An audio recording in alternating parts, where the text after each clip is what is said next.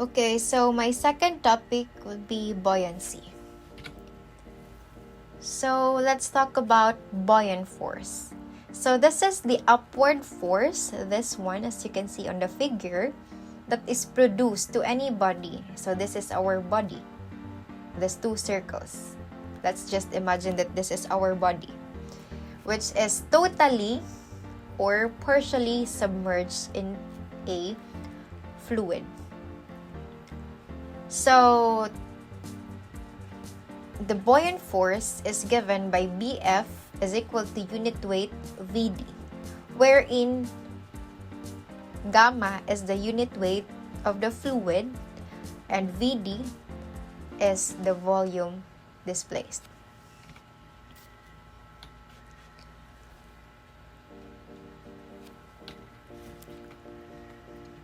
So as you can see here, we have volume displaced and the draft.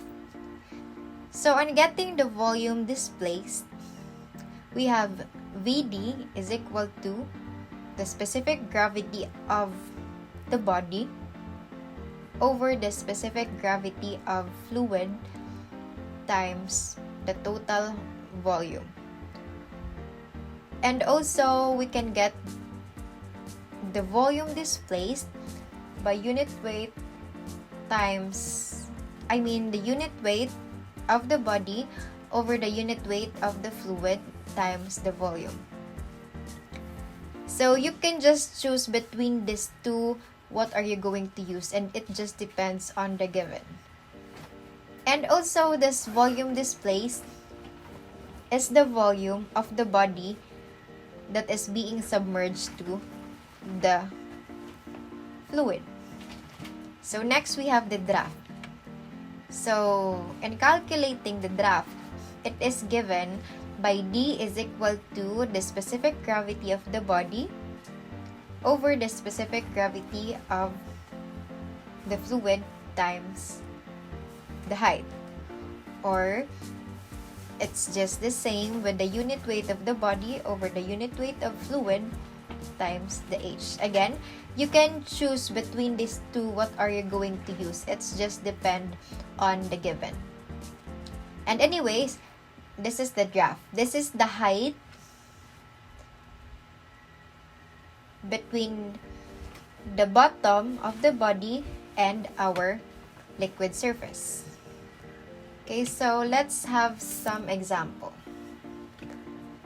So a tank containing water has a total weight of 75 kg when weighed. So obtain the new reading on the weighing scale if a 50 mm piece of wood is held vertically in the water to a depth of 700 mm. So this is our first figure without the wood. So it has a total weight of 75 kg. So now we will gonna add a 50 mm piece of wood here. And it is vertically held by the water to a depth of 700 mm. So we have here 0.7 meters.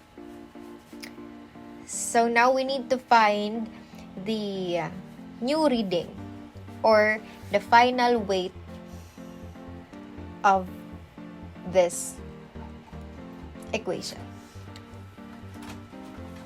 So first, we need to find the buoyant force. So as what I said earlier, buoyant force is just unit weight times the volume displaced. So since we are given kilogram here, we're gonna use 1,000 as our unit weight, not the 9.81, and multiplied to our volume of displaced. Again, the volume of displaced is the volume of your body that is being submerged to the liquid. So we have here 0.05. It is from 50 millimeter converted to meters times 0.05 again times 0.7. So I got this 0.7 here for our draft, or the length between the bottom of your body to the liquid surface. So as you can see here, we can already conclude that the buoyant force is just equal to the force to make this an equilibrium. So in order to get the final weight, we just need to add the initial weight to our force. So initial weight plus force is just 75 plus 1.75, and that would be 76.75 kilograms. And this is our final and the new reading on the weighing scale. Okay, so let's have another example. An iceberg with specific gravity of 0.9 floats in seawater with 500 cubic meters above the water surface. So evaluate the total volume of iceberg of the specific gravity of seawater is 1.003. So we have here a figure,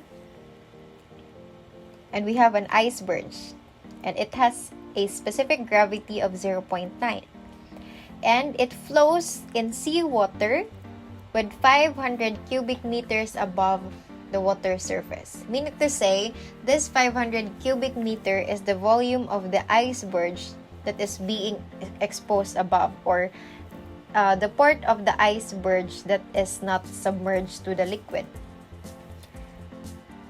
So we need to evaluate the total volume of the iceberg if the specific gravity of the seawater is 1.03. So on getting the total volume, we just need to add the volume displaced to the volume exposed. Or we can actually use this one. Volume displaced is equal to total volume minus the volume exposed. So from the formula earlier, the volume displaced is just equal to volume times the specific gravity of ice over the specific gravity of seawater. So we will use this one instead of the unit weight, since we are given here the specific gravity of ice and the seawater. So now we have the volume displaced is equal to the volume times 0.9 over 1.03. And we're gonna substitute this one to our equation. So now we have volume times 0.9 over 1.03 equals volume minus our volume exposed, which is 500 cubic meter. And in this equation, we can now calculate the total volume. Actually, this is the total volume, not the volume displaced. And it is 9,961.5 cubic meter. And that would be our final answer. So that is all for my topic. And thank you.